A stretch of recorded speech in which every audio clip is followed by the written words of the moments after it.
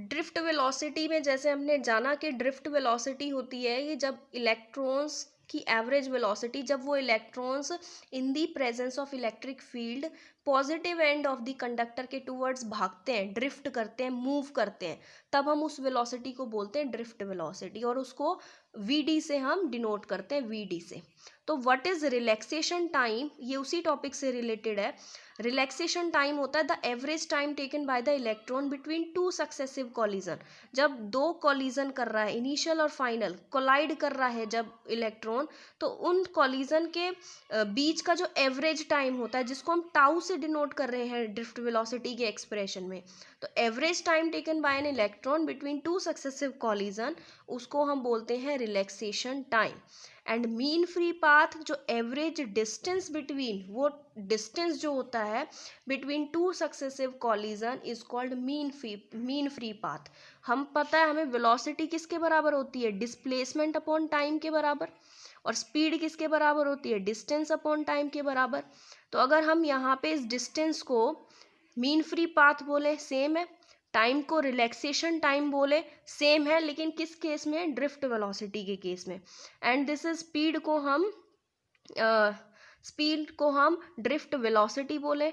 तो वहीं से हमने ये एक्सप्रेशन लिखा है कि टाइम, यहाँ से क्या आ जाएगा, time is equals to distance upon में वेलोसिटी।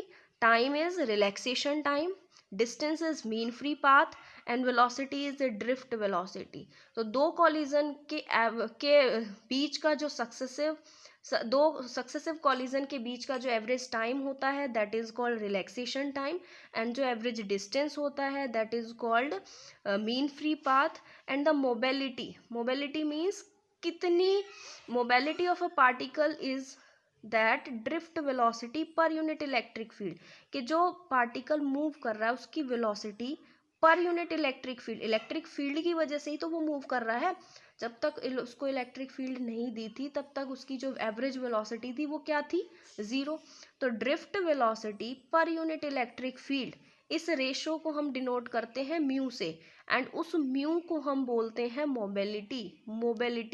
मोबाइल, उसके मोशन की जो एबिलिटी है, किसकी प्रेजेंस में, इलेक्ट्रिक फील्ड की प्रेजेंस में। एंड ड्रिफ्ट वेलोसिटी का एक्सप्रेशन था ई टाउ अपॉन में m, where m is the mass, tau is the relaxation time, and e is the charge on electron, and E is the यहाँ पे है electric field, E से E cancel out. तो mobility के लिए हमारे पास रिलेशन आ गया E टाउ अपॉन में m। तो mobility is equals to V D by E, that is equals to E tau by m। यहाँ पे वी डी है हमारे पास ड्रिफ्ट वेलोसिटी, और एसआई यूनिट की बात करें तो मोबिलिटी क्या है, स्पीड अपॉन में इलेक्ट्रिक फील्ड। स्पीड की एसआई यूनिट होती है मीटर पर सेकेंड, और इलेक्ट्रिक फील्ड की होती है न्यूटन पर कूलम। तो यहाँ से हमारे पास जो एक्सप्रेशन आएगा, ये सेकंड नीचे आ जाएगा एंड कूलम ऊपर चला जाएगा, that is meter coulomb per second और न्यूटन इनवर्स मीटर्स।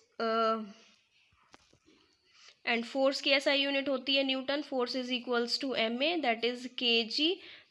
इसका होता है मीटर पर सेकेंड स्क्वायर। तो हमारे पास इसकी जो एसआई यूनिट आ जाएगी दैट इज मीटर की power 2 second -1 and V raise to power -1। या फिर हम लिख सकते हैं मीटर न्यूटन इनवर्स और एम्पियर इनवर्स, क्योंकि कूलम पर सेकेंड ये हमारे पास हो गया टाइम के लिए, एंड करंट के लिए, एंड करंट की ऐसा यूनिट होती है एम्पियर।